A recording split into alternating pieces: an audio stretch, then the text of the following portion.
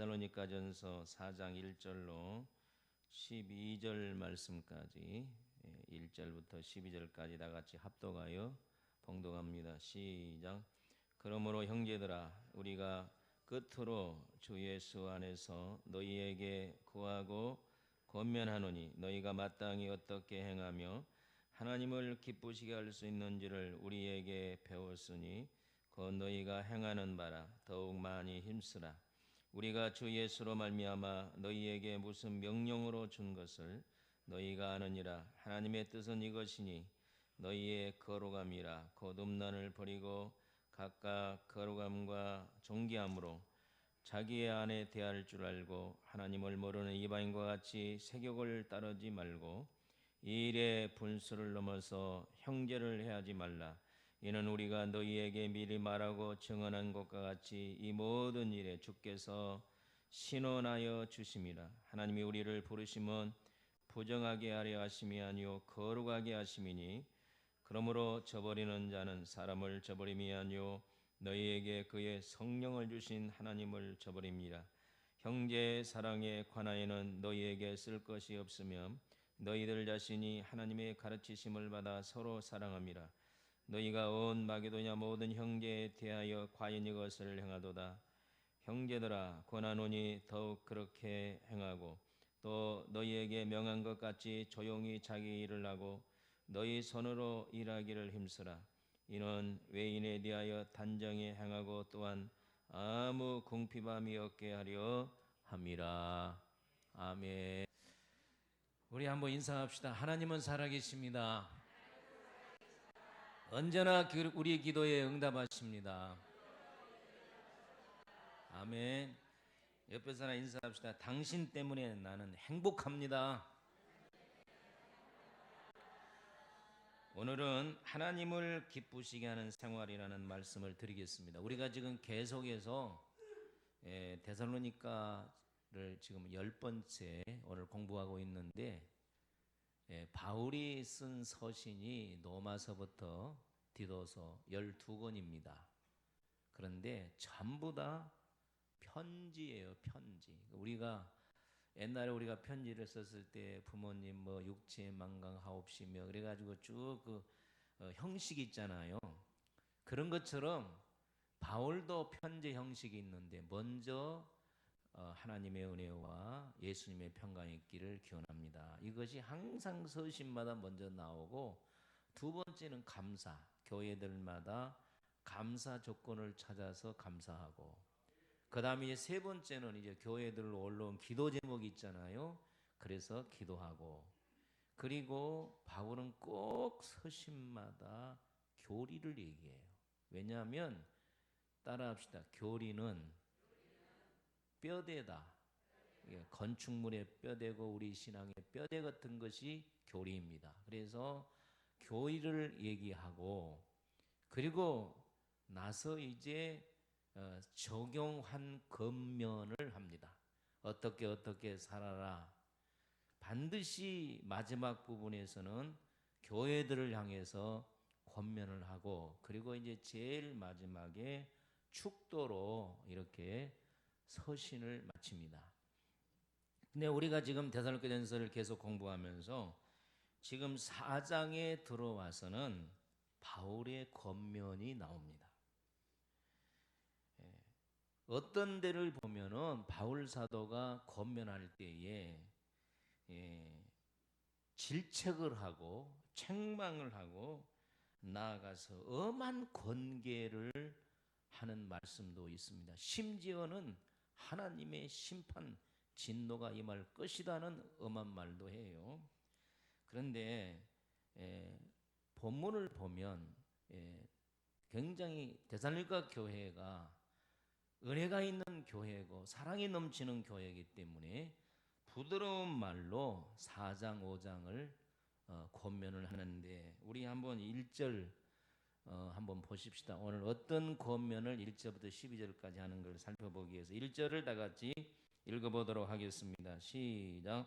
그러므로 형제들아 우리가 끝으로 주 예수 안에서 너희에게 구하고 뭐하노니 권면하노니 너희가 마땅히 어떻게 행하며 하나님을 기쁘시게 할 수 있는지를 우리에게 배웠으니 곧 너희가 행하는 바라 더욱 힘써라. 사도 바울을 통하여 데살로니가 교인들에게 나로부터 어떻게 하면 하나님을 기쁘시게 하는가를 배웠다. 그러니 오늘 내가 권면하는 것은 실천하라는 거예요.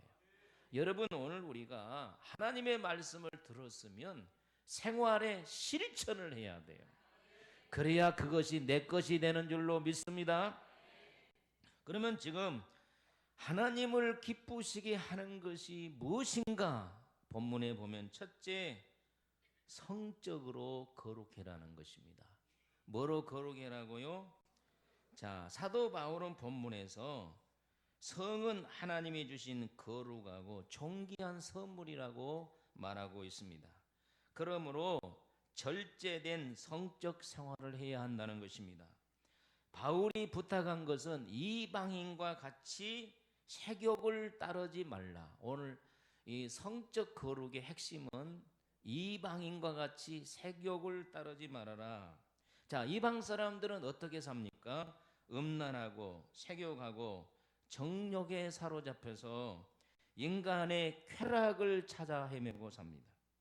죄의식이나 윤리의식은 없습니다. 오직 성적인 쾌락만 추구하는 사람들.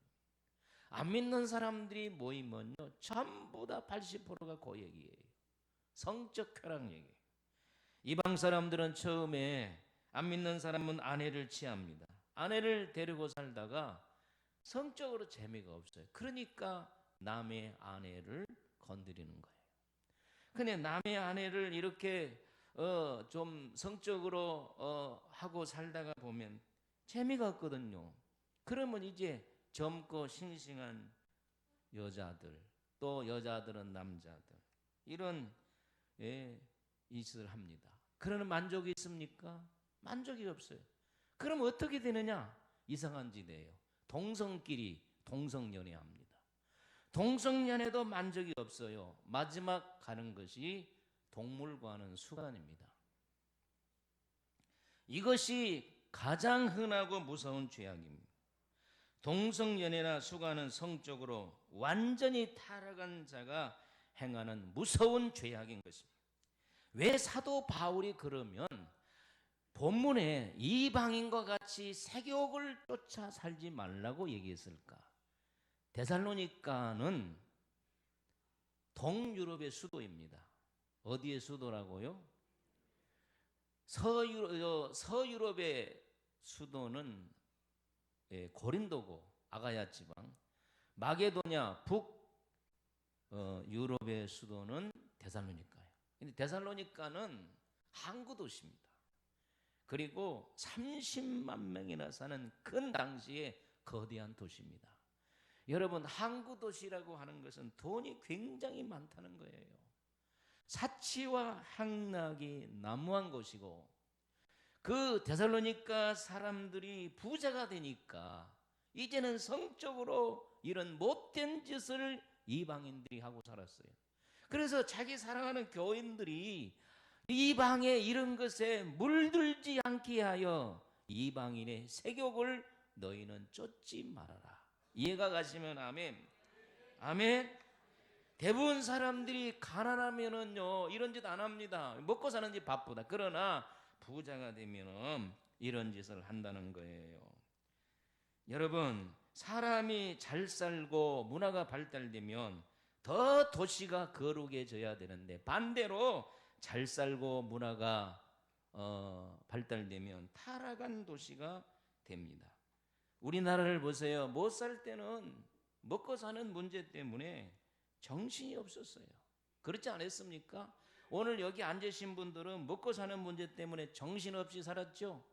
공감이 가면 아멘. 그런데 GNP가 이제 3만 불이 됐어요, 우리나라. 그러면 이제 3만 불이 되고 나니까 스포츠가 이제 스포츠나 문화생활을 즐기게 됩니다. 그것만 합니까? 사치와 방종이 따라옵니다. 그래서 나타난 것이 오늘날 우리 사회의 동성연애입니다. 동성연애는 무절제한 생활에서 나타나는 것입니다. 여러분, 작년 재작만 해도 우리나라에 기어 축제라 그래가지고 시청합에서부터 시작해가지고 대구로, 인천으로, 뭐 광주로, 부산으로, 마산으로 막 쫙 퍼졌는데, 예? 기독교인들이 극렬하게 반대해서 멈춰섰어요. 왜 그래요? 동성연애자들이 많아지니까 이런 짓을 하는 거예요. 동성연애를 합법화하는 추진을 하고 있습니다. 성을 바꾸는 젠더들, 남자가 여자가 되고 여자가 남자가 되는 젠더들을 위해서 지금 우리 국회에서는 차별금지법, 동성연애법을 제정하려고 몇 번 상정했는데 극렬하게 그리스도인들이 반대하니까 도로 들어가고 지금 이런 상황입니다. 여러분, 동성연애 또 젠더들을 위해서 차별금지법, 이 소수의 인권을 보호하기 위해서 다수의 인권이 지금 무시를 받는 그런 사회입니다. 여러분 놀라지 마세요. 이 우리나라의 동성연애 통하여 에이즈 환자의 치료비가 1조 작년에 2천억 원이 들어갔어요. 지금 세계에서는 동성연애가 이 추첨해서 내놨는데 우리나라는 기하급수처럼 올라가지고 국고가 바닥날 줄도 몰라. 이렇게 우리 사회에 죄악이 지금 난무하고 있습니다. 동성연애나 차별금지법이 합법화되지 못하니까 우리 경기도에서는 조례가 통과돼 가지고 지금 경기도 안에 학교에서는 이 동성연애라든지 차별금지를 가르치고 있어요. 그래서 여러분 그거 아세요? 경기도 도청에 작년에 3만 명의 그리스도인들이 모여서 이거 조례를 철회하라고 걸기를 해도 안 되고 있는 상황입니다. 얼마 전에 기독교인 목사님들하고 그 다음에 동성연애를 통해서 그 실상을 알리는 우리나라 유명한 기독교인 약사와 그 단체에 일하신 분들이 있습니다. 그분들이 모여서 동성연애 빈폐에 대해서 얘기를 하는데 내가 무슨 당이라고는 말하지 않겠어요. 어떤 당, 진보당 오셔서 나도 천주교인이다 그러면서 동성연애에 대해서 목사님이 직접 물었습니다. 동성연애 그 다음에 차별금지법이 합법화되면 기독교인들 특별히 목사들은 어떻게 됩니까? 그럴 때 처벌받는다고 분명히 얘기했어요. 여러분 동성연애가 여러분 말해서 죄입니까 아닙니까? 크게 말하세요. 죄입니까 아닙니까? 죄입니다. 차별금지법 안에는 교묘하게 한 가지가 숨어 있는데 기독교에만 구원이 있다 하려면 차별이 되는 거예요. 다른 종교. 그래서 앞으로는 차별금지법이 우리나라 국회를 통과하면 미안하지만 강단에서 목사가 예수 외에는 구원이 없다면 처벌을 받습니다. 우리 교회에서 화요일날 목요일날 전도를 제기하는데 전도를 할 수 없어요. 영국이 기독교 나라인데 동성연애 차별금지법이 합법화되고요. 영국에 제가 이제 네트워크가만 형성된 목사님들이요, 영국 목사님들이 길거리에서 전도 들고 전도하면 감옥 가게 돼 있어요. 다시 묻습니다. 여러분, 동성연애가 죄입니까 아닙니까? 예수 외에는 구원이 있습니까 없습니까? 없습니다. 이제 앞으로 우리 사회가 이런 사회가 되지 않도록 우리는 기도해야 될 줄로 믿습니다. 성경 레위기 18장 22절을 다 같이 한번 우리 읽어보도록 하겠습니다. 시작. 너는 여자와 동침함 같이 남자와 동침하지 말라. 이는 가증한 것이니라. 남자가 여자와 동침함 같이 남자와 남자끼리 동침하지 말아라. 또 여자가 남자와 동침함 같이 여자가 여자끼리 동침하지 말라. 이것이 가증한 것이라고 성경은 말했습니다. 로마서 1장 26절로 27절에 보면은 여자와 여자끼리, 남자와 남자끼리 부끄러운 일을 함으로 상당한 보응을 받았다고 했습니다. 레위기 18장 25절로 29절에 보면 이 간음죄를 통하여 땅이 더러워져 땅이 견디지를 못해서 주민을 토해낸다고 했습니다. 여러분, 하나님께서 아브라함에게 가나안 땅을 약속을 했어요. 그러나 400년이 지난 후에 하나님이 가나안 땅을 주셨어요. 왜 그렇습니까? 가나안 땅을 심판할 수 있는 벌이 없었어요. 그런데 400년이 지나고 나서 가나안 땅에 가장 추악한 죄야 동성연애가 만연했기 때문에 하나님께서 가나안 7족을 쫓아내고 이스라엘 백성들을 주셨다는 걸 아셔야 됩니다. 분명히 경고합니다. 우리나라가 동성연애가 창궐한다면 하나님이 이 땅을 토하게 하실 겁니다. 이건 성경입니다, 여러분. 그래서 우리 그리스도인들은 깨어나야 되는 것입니다. 만약에 이 땅이 토해지면 우리 사는 거민들이 직장이고 사업이고 자녀고 다 망가져 버린다는 거예요. 할렐루야. 여러분, 본문 3절로 5절에 이렇게 말하고 있습니다. 우리 다 같이 한번 읽어보겠습니다. 시작. 하나님의 뜻은 이것이니 너희의 거룩함이라 곧 음란을 버리고 각각 거룩함과 존귀함으로 자기 아내를 대할 줄 알고 하나님을 모르는 이방인과 같이 세욕을 따르지 말라고 분명히 말했습니다. 여기 중요한 것은 따라합시다. 이방인과 같이 세욕을 따르지 말아라. 이방인이 누굽니까? 안 믿는 사람이에요. 안 믿는 사람같이 세욕, 성욕, 음란, 동성연애, 수간 이런 짓을 하지 말라고 성경은 분명히 말합니다. 골로새 교인들에게 사도 바울은 땅의 정욕, 음란을 죽이라고 말합니다. 왜냐? 하나님의 진노가 임한다고 분명히 골로새서 3장 5절 6절에 말하고 있어요. 그 증거가 뭡니까? 소돔과 고모라가 왜 멸망했습니까? 동성연애입니다. 그래서 동성연애라고 하는 말이 영어로 뭔 줄 아세요? 세돔입니다. 세돔이. 세돔이가 동성연애라는 뜻이에요. 거기서 나왔기 때문에. 역사적으로 볼 때에 로마의 폼페이 시가 AD 70년에 동성연애 죄악 때문에 가까운 베스비우스 화산이 폭발해서 그 도시의 3만 명을 싹 덮어서 다 죽였어요. 저는 그것을 가봤습니다. 그냥 그 화산이 폭발해서 수백 수천 톤의 그냥 화산재가 싹 도시를 덮어버리니까 거기에서 동성연애 하는 사람들이 화석이 된 게 그대로 전시되어 있어요. 저는 그걸 보면서 하나님의 심판이 얼마나 무서운 걸 보았어요. 우리가 나이 들어서 우리 그리스도인들이 그러겠습니까? 그러나 우리 자녀들 또 우리 손자 손주들이 이런 짓 하지 않도록 우리는 기도해야 됩니다. 여러분 어떻게 하시렵니까? 여러분의 손자, 여러분의 자녀들이 남자가 남자를 데려와서 결혼식 하겠다고 하면 여러분 어떻게 하겠습니까? 여자가 여자를 데려와서 결혼식 하며 살겠다면 어떻게 했습니까? 이 창조 질서가 무너지고 나라는 망하게 되는 거예요. 여러분 젊은이들이요, 혹시 과거에 성적으로 부정한 짓을 했다면 회개하고 오늘 우리 그리스도인들은 성적으로 깨끗해야 됩니다. 아멘. 그래서 하나님이 기뻐하시는 생활을 해야 될 줄로 믿습니다.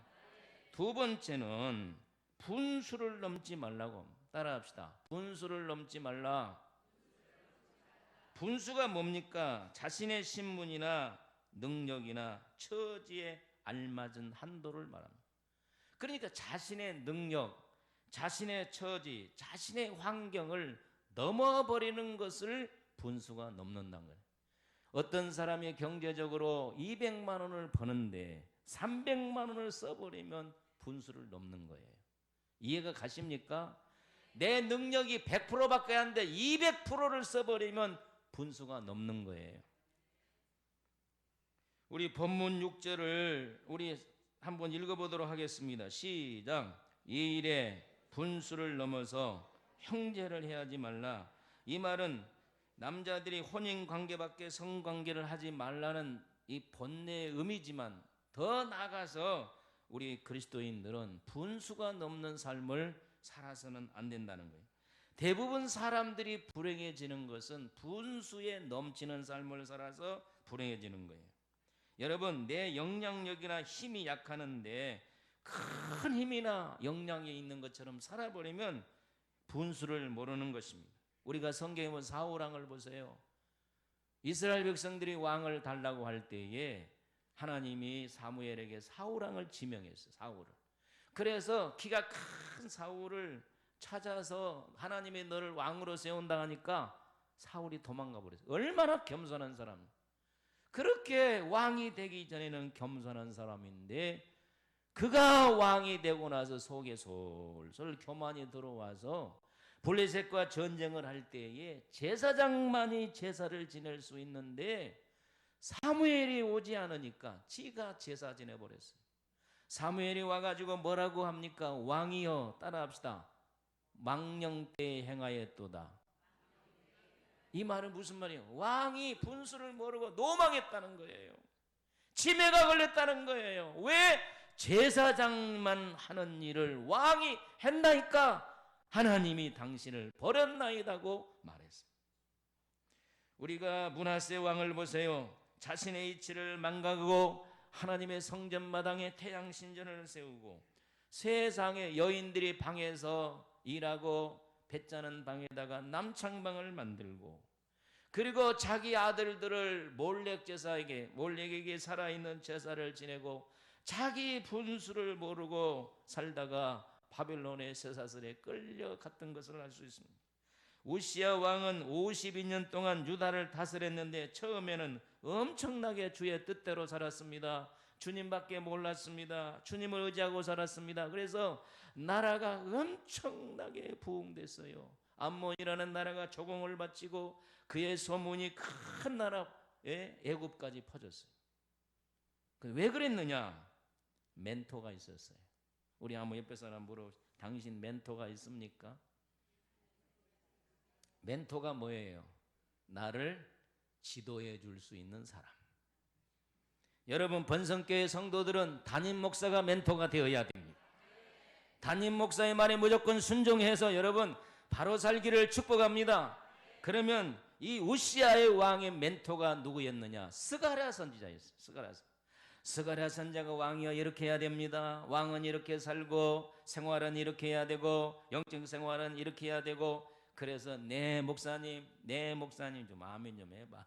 네 목사님 이렇게 하죠. 이렇게 해서 스가랴가 사는 날 동안에는 굉장히 우시아가 믿음대로 사니까 여러분 분명히 선포합니다.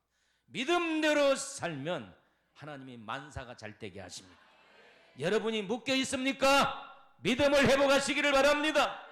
말씀대로 살기를 바랍니다. 하나님만이 살기를 바랍니다. 그러면 모든 것이 풀어지게 돼 있어요. 아멘. 그런데 멘토가 죽었어요. 스가랴 선지자가 죽고 나서 자기 마음대로 살게 되었습니다. 한 번은 이 아사랴 제사장이 성전에 들어갔더니 세상에 우시아가 성전에 제사 지내러 온 거예요. 여러분, 왕이 어떻게 제사를 지냅니까? 왕이요! 안 됩니다. 그래서 용맹한 사람 80명을 데려들어가서 왕이요 이러면 안 됩니다. 이건 왕이 할 일이 아닙니다. 왕이 할 일은 다스리는 일입니다. 백성을 다스리는 일이지 이건 제사장이 하는 일이다. 이런 거야. 야! 네가 뭔데 이 자식아, 나가. 나 한번 제사 지내볼 거야. 제사장만 지내는 거야. 나도 지낼 수 있어 하면서 제사 지내고 저를 보세요. 손을 들 때에 그의 손에 문둥병이 들어버린 거예요. 온몸에 문둥병이 들으니까 그 왕을 쫓아서 별궁에다 가다 놓은 거예요. 별궁에 가다 놓고 아들 요담이 왕이 됐네. 분수를 모르고 이렇게 살다가 말년이 비참해지는 것입니다. 우리 역대하 26장 16절을 다 같이 한번 읽어보도록 하겠습니다. 시작. 그가 강성하여짐에 그 마음이 모하여져서 교만의 악을 행하여 그의 하나님 여호와께 범죄하되 곧 여호와의 성전에 들어가서 향단에 분양하려. 얼마나 웃긴 일입니까? 얼마나 분수를 모르는 사람. 여러분, 지금 중국의 신종 우한 폐렴 코로나 바이러스가 일어나서 막 중국을 강타하고 있습니다. 여러분, 폐렴의 발생지 우한은 우리나라의 대전과 같은 곳이에요. 중국의 중앙의 교통의 요충지고 1,000,000명 이상이 살고 있는데 거기를 딱 묶어버린 거예요. 지금 바리게이트를 쳐서 꼼짝도 못하게 하는데, 이 일 때문에 그렇지 않아도 중국이 미국과 경제 전쟁을 통해서 고난을 당했는데 이번에 경제가 폭망하게 생겼어요. 저는 목사니까 영적으로 분석해 봅니다. 왜 이런 일이 생겼을까? 그런데 죄송하지만 시진핑이가 나는 분수를 모르는 사람이라고 생각합니다. 왜냐하면 중국의 가장 대륙을 통일한 사람은 모택동이고, 그 다음에 경제 붕을 이은 사람이 덩소평이거든요. 그런데 덩소평이나 모택동 같이 똑같은 판넬에 자기를 올려놓은 거예요. 그리고 주석제를 폐지하고 영원한 중국의 주석이 되려고 하는 마음은, 그것도 이해가 간다 그 말이에요. 그런데 지난번에 제가 GMS 선교회 보고에 갔더니요, 이사회에서 갔더니 세상에 얼마나 안타까운지 중국의 우리 교단의 선교사가 300가정이 쫓겨왔어요. 300가정. 그러면 우리 교단뿐 아닙니까? 뭐 통합측, 감리교, 뭐 순복음, 수많은 선교사들이 중국에서 쫓겨왔어요. 무슨 말이냐? 철저한 중국의 종교 탄압이 이루어졌는데, 모택동이 공산당 운동을 일으킬 때에 북쪽에서부터 많은 교회들을, 이 공산당들은 교회를 헐잖아요. 그런데 남방의 교회를 모택동도 못 무너뜨렸어요. 그런데 이번 시진핑이는 남방의 교회를 다 허물었어요. 나는 하나님의 심판이라고 봅니다. 여러분, 제가 성경 얘기도 하고 이웃의 중국 얘기도 했지만 여러분들도 잘 기억하시기 바랍니다. 여러분들도 분수를 지키고 살기를 바랍니다. 아멘입니까? 여러분, 교회 안에서 분수가 넘는 행동을 하지 않기를 축복합니다. 교회에서 내 이치도 모르고 성도들에게 감나라 배나라 간섭하면 욕을 먹습니다. 사회에 나가서도 내 일이 아니면 간섭하지 마세요. 여러분, 내 이치를 알아야 됩니다. 할렐루야. 특별히 나이가 들어가면 분수를 잃어버리고 따라갑시다. 분수가 된다. 그래, 조심하세요. 나이가 들면은 정말 분수가 되지 않도록 조심하지 않기를 주의 이름으로 축복합니다. 아멘. 여러분, 교회에 와서는 누구의 말을 들어야 되겠습니까? 왜요? 제가 전문가니까. 교회 전문가는 목사니까 목사의 말을 들어야 돼.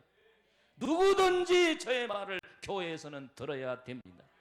그러나 밖에 나가면 건축이라 그러면 나도 건축 전문가 말을 들어야지. 그렇잖아요. 그런데 나는 건축 전문가도 아닌데 나가서 목사라고 교회 안에서 전문가라고 그래서 가서 그러면 목사가 분수도 모르게 분수가 빠졌네. 그러지 않겠어요? 그러니까 어느 분야에든지 여러분 자기 전문직이 아니면 무조건 우리는 순종해야 돼요. 그리고 겸손히 배워야 돼. 할렐루야. 이해가 가시면 아시고 이해가면 아멘. 아멘. 우리 교회 안에 교회를 섬기는 사람들이 모든 분야에 전문가가 되시기를 바랍니다. 청소를 하면 청소의 전문가가 되시기를 바랍니다. 우리 교회는 누가 청소를 제일 잘한다 그러면 그 말을 들어야 돼. 이해가 가요? 그러니까 전문직에 종사하는 사람에게는 무조건 뭐 해야 된다? 순종해야 된다. 근데 내가 나서면 그게 뭐예요? 그게 분수요. 우리 한번 인사합시다. 분수 되지 맙시다. 어찌 하나님이 갑자기 분수 얘기를 하는데. 여러분, 우리 번성교회 식구들은 어디로 가든지 채병이 걸리지 않기를 축복합니다. 그게 아멘. 잘 아는 채, 아멘. 똑똑한 채, 잘난 채, 이런 짓 좀 하지 말고 그냥 오늘 우리는 본수 안에서 내 능력 안에서 순종하며 지키며 살기를 예수의 이름으로 축원합니다. 세 번째 그리스도인의 생활은 말없이 봉사라는 겁니다. 우리 11절 12절을 크게 읽어 보겠습니다. 시작. 또 너희에게 명한 것 같이 조용히 자기 일만 하고 너희 손으로 일하기를 힘쓰라. 이는 외인에 대하여 단정히 행하고 또한 아무 궁핍함이 없게 하려 함이라. 옆에 사람하고 인사합시다. 조용히 자기 일만 하세요. 교회에서는요 떠들면 안 돼. 조용히 내 일만 해야 돼. 이거 아멘이 전거 보니까 간섭을한가 보다. 교회 안에서는 어떻게 해야 된다고요? 조용히. 집사님, 권사님 왜 일을 컸다고 그래? 그럴 필요 없어. 조용히 누구 일만 하면 돼. 오늘 밥이라고 해서 반찬을 그따구로 해왔어? 그러지 말고 조용히. 이거요 딱 오늘 머리에 박혀야 돼. 조용히 누구 일만 해라. 남의 일 하지 말고 누구 일 해라? 내 일만 해라는 것입니다. 할렐루야. 빈 그릇일수록 어때요? 요란하고 가득한 그릇일수록 무겁잖아요. 촐랑거리는 사람은 별 볼 일 없습니다. 말없이 조용히 자기 일만 하는 사람이 최고로 충성된 사람입니다. 오늘 우리 교회에서는 말없이 충성한 성도가 되시기를 주의 이름으로 축원합니다. 조용히 말없이 충성하는 사람이 하늘나라에 가서도 큰 상급을 받을 것이고 지상에서도 여러분 복을 받을 줄로 믿습니다. 내가 안내원들을 지칭한다고 목사님이 우리를 미워한다 그게 아니에요. 안내원들이 조용히 일만 하면 어떻게 되냐. 저기 나가서 새로운 사람들 교인들 많이 오셨습니까? 감사합니다. 새로운 사람들 기억했다가 두 번 오늘 교회 오시네요. 아유 저분이 나를 기억하고 있구나. 그렇게 하면은 야, 이 교회 좋은 교회다. 그런데 안내원들이 돼가지고 사람이 들어오든지 말든지 둘이 앉아가지고 지지배배 하고만 있으면 들어와서 뭐라 하니 이 교회는 걸렸다. 그러겠어요? 안 그러겠어요? 오늘 생활 그리스도인의 생활을 얘기하잖아. 그래서 안내요원들 잘하세요. 상냥한 얼굴로 오셨습니까? 감사합니다. 또 오십시오. 할렐루야. 제가 가게에 뭘 사러 갔더니 어떤 분이 컴퓨터 앞에서 컴퓨터를 치고 있더라고. 뭘 사러 왔는데요. 저리 가보세요. 그래서 가도 아무리 쳐도 없는데요. 쳐다도 안 보고 요리 가보세요. 그래서 속으로 용사하세요. 싸가지 없는 것이 일어나서 좀 가르쳐 줄 것이면 내가 속으로 뭐라 그랬을까? 여러분 공감 뭐라 그랬을까? 그게 아니야. 다시는 내가 이 가게에 온가 봐라. 아니 자기 집에 온 손님이 오면은 있었습니까? 여기 있습니다. 그러면 또 가고 싶을까? 안 가고 싶을까? 여러분 교회 안에서 자기 일만 하는 교인 보고요 다른 사람들이 우리 교회에 오고 싶은 거예요. 우리 교회에 오고 싶은 교회로 만들어야 교회가 부흥된 것입니다. 아멘. 교회 갔더니 상처 주었다, 상처받았다 이런 일 없기를 바랍니다. 왜? 내 일만 하면 되지 남의 일을 합니까? 내 일을 해야지. 자 손을 냅시다. 내일 남의 일 하지 말자. 근데 내일 할 때 어떻게 해라 그랬어요? 조용히 해라. 조용히를 크게 빼서 조용히 어디 갔어? 자 조용히 시작. 조용히 해라. 성경은 분명히 말합니다. 조용히 일해라. 믿으시면 아멘. 교회 안에서 조용히 봉사하시기를 예수의 이름으로 축원합니다. 오늘 교회 안에 매너리즘에 빠져서 사람들의 의욕도 없고 사무적으로 사람들을 대한다면 어떻게 교회가 부흥이 되겠냐 그 말이에요. 교회는 활기가 넘쳐야 될 줄로 믿습니다. 내가 맡은 일에 최선을 다하고 충성할 뿐 아니라 바울이 본문에 말한 대로 손으로 하는 일에 힘쓰라 그래서 한번 따라합시다. 손으로 하는 일에 힘써라. 이 말이 무슨 말이에요? 조용히 내 일만 할 뿐 아니라 행동으로 일을 옮기라는 거예요. 오늘 우리는 행동화된 교인들이 되어야 될 줄로 믿습니다. 말하는 것처럼 우리는 그냥 하나님의 선한 일에 열심히 나가서 행동으로 옮기시기를 예수님의 이름으로 축원합니다. 아멘.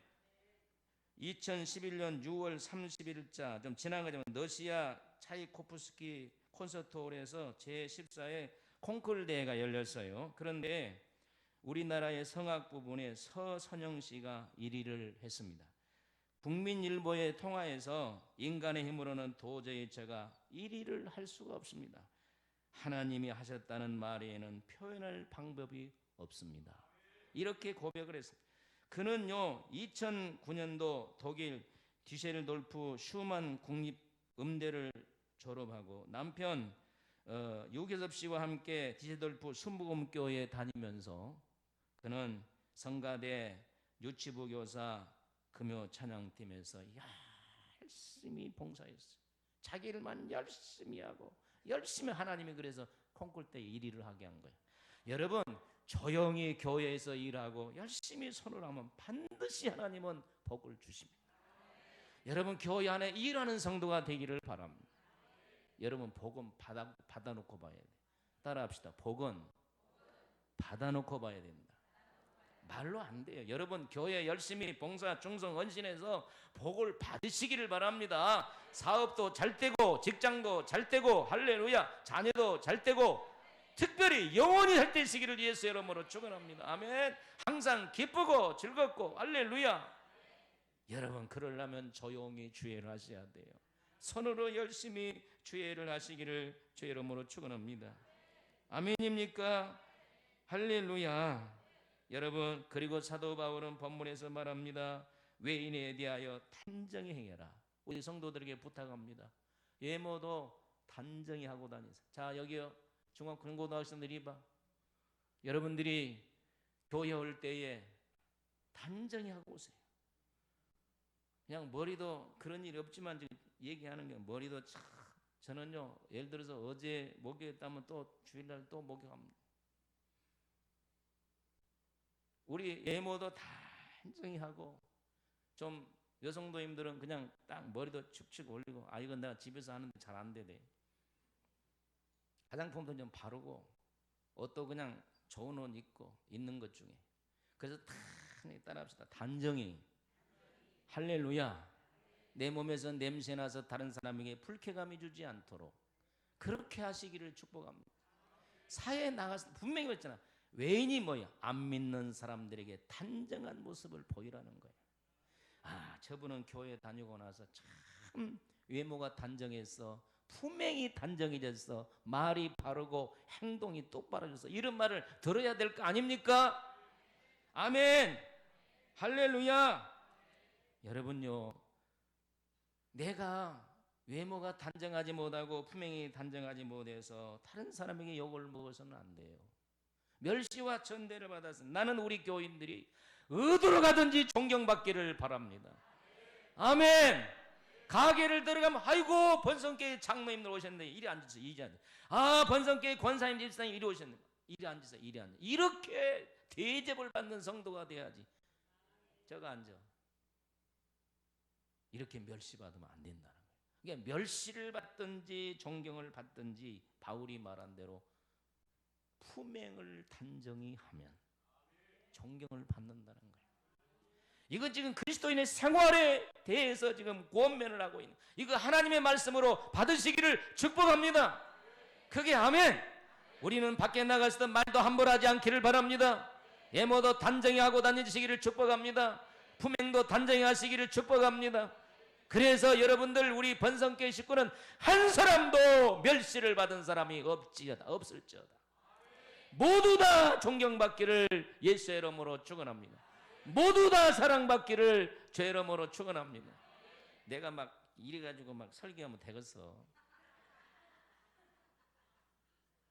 넥타이도 막 할렐루야 복 받으세요. 목사님 넥타이나 똑바로 해. 그러지 않겠냔 말이에요. 오늘 우리가 외모뿐 아니라 모든 것을 단정히 해야 돼요. 정말을 좀 잘 들으시기를 바랍니다. 아멘. 그냥 들었으면 행동으로 옮기시기를 예수의 이름으로 축원합니다. 자, 우리 옆에서는 싸구려 동정받지 말고 존경받는 성도가 되라. 시작. 사랑하는 성도 여러분, 우리는 성적으로 깨끗한 삶을 살아야 됩니다.